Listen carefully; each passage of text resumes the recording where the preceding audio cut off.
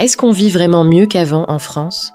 Entre la quête désespérée d'un emploi et le quotidien devenu hors de prix, nombreux sont ceux qui remettent en question le système actuel.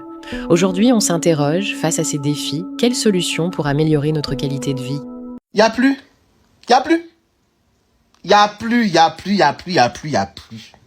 Vous savez que j'ai quitté mon taf pour les réseaux. Comme je l'ai dit, les réseaux, parfois, ça va très bien. D'autres fois, c'est très dur. Donc, je me suis dit, vas-y, je vais reprendre un petit taf sur le côté. Histoire de, même si mon activité principale, c'est celle des réseaux, je prends un petit taf qui va me sécuriser. Moi, je viens du monde du conseil, du monde du consulting, précisément dans le luxe. Il y a du taf. Il y a un tas de taf. Comment je postule, on me prend pas. Et j'ai un bête de CV. J'ai travaillé dans des bêtes d'entreprise, j'ai un bête de CV. Comment on me prend pas? Dans le milieu du consulting et dans les grandes entreprises, il y a un truc qui s'appelle la cooptation. C'est-à-dire que une personne qui est dans l'entreprise va faire passer ton CV dans le logiciel pour faciliter le recrutement et voilà, pour que ce soit plus fluide. En général, quand tu te fais coopter, c'est grave d'art parce que c'est quelqu'un de l'entreprise qui t'a recommandé. Donc le process il se passe de façon très fluide et tout. J'ai déjà été coopté, hein. Ça s'est très bien passé. Pourquoi là, qu'on me coopte, ça marche pas? Ou bien c'est parce que je suis star sur internet, je sais pas. Bref, cherche un taf là. C'est trop dur à trouver. Alors qu'à la base, les gars, je vous jure, depuis que je travaille, genre depuis que j'étais à la fac, à l'école, ce que tu veux, j'ai jamais galéré à trouver un taf. C'était grave ma bénédiction, genre. Donc oui, il y a plus de travail en France. Il y a plus. La France de Macron, elle est trop dure là en ce moment, j'en peux plus. Dites-moi ce qui vous a prouvé que vous étiez dans la France de Macron. Moi, par exemple, en ce moment, je mange un repas par jour. Pourquoi ? Parce que faire des courses tous les jours, toutes les semaines, ça devient trop dur, j'ai besoin de faire des économies. Mais il n'y a pas que ça. Je vais plus au cinéma, plus d'activités culturelles, plus de musées. Je fais plus rien. Je vais même plus chez le médecin. Quand il faut avancer pour le dermatologue des 50-80 €, je le fais plus parce que je peux pas avancer, j'ai pas les sous. Je vais finir à découvert, je vais pas pouvoir payer autre chose de plus important. Enfin, plus important, c'est la santé, mais j'ai besoin de courses, de manger aussi. Surtout, la France de Macron m'a rendue paresseuse. Je ne veux plus sortir parce que je sais que je vais dépenser. Je ne veux même plus sortir avec mes amis parce que je sais qu'il faut se payer à manger. Faut payer l'activité.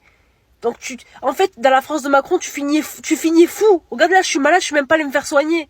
Dans la première partie, on découvre un témoignage poignant sur la difficulté de trouver un emploi en France, même avec un bon CV et des recommandations internes.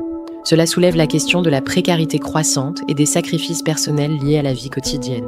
Dans la deuxième partie, nous allons explorer qui ose dire la vérité aux Français et les impacts surprenants de certaines décisions.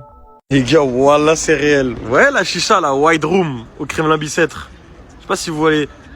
Gros contrôle douane police. Et ils ont choisi quel horaire? 10 minutes avant le match. Voilà, 10 minutes avant le match, ils ont dit hey, contrôle douane là, c'est comment les cartouches, c'est comment le goût de ça. Voilà, gros.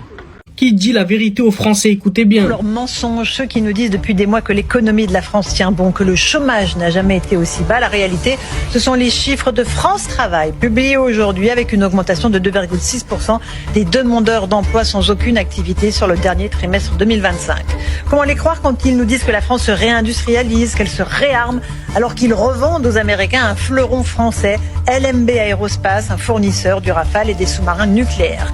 Comment croire leurs mensonges quand ils disent la République ne reculera pas, nous ne laisserons pas faire, alors que les narcotrafiquants continuent à prospérer, que les délinquants continuent à casser et violer et les OQTF continuent à ne pas être expulsés. Comment les croire enfin quand ils condamnent les États-Unis et doutent même du fait qu'ils soient encore nos alliés, alors que les Américains s'apprêtent peut-être à frapper le régime des mollahs iraniens et que nous venons à peine, nous, de placer les gardiens de la révolution dans la catégorie des organisations terroristes. Il y a des jours où l'on a du mal à croire à tous ces mensonges. On va en débattre aujourd'hui dans Punchline. Elle nous pose une question, est-ce qu'on peut encore faire confiance au discours officiel ? Selon elle, on nous répète que l'économie française tient alors que beaucoup de Français ont du mal à finir le mois. Et c'est la vérité. On va encore plus loin, elle s'interroge sur notre position internationale. Comment douter que les États-Unis soient encore nos alliés alors que l'Europe vient de soutenir l'inscription des gardiens de la révolution iranienne sur la liste des organisations terreau. Maintenant, la question est simple, je vous pose qui dit la vérité aux Français ? N'hésitez pas à me répondre dans les commentaires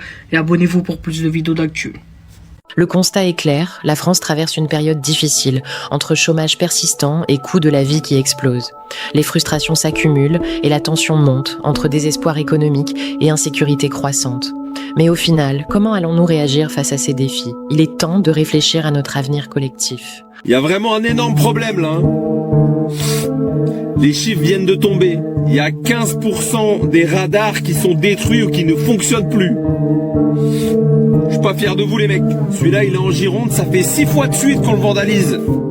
6 fois de suite. Le maire de cette commune en Gironde là, il en a tellement marre qu'il va être obligé d'installer une caméra pour surveiller le radar. Ça c'est une bonne idée. Ben ouais. Vous comprenez pas que si c'est là, c'est pour la sécurité routière. C'est pas du tout pour arnaquer les gens. Quand vous les détruisez les radars, vous faites des morts en plus sur la route. Est-ce que vous avez simplement une idée de combien ça coûte à remplacer ? Sorte.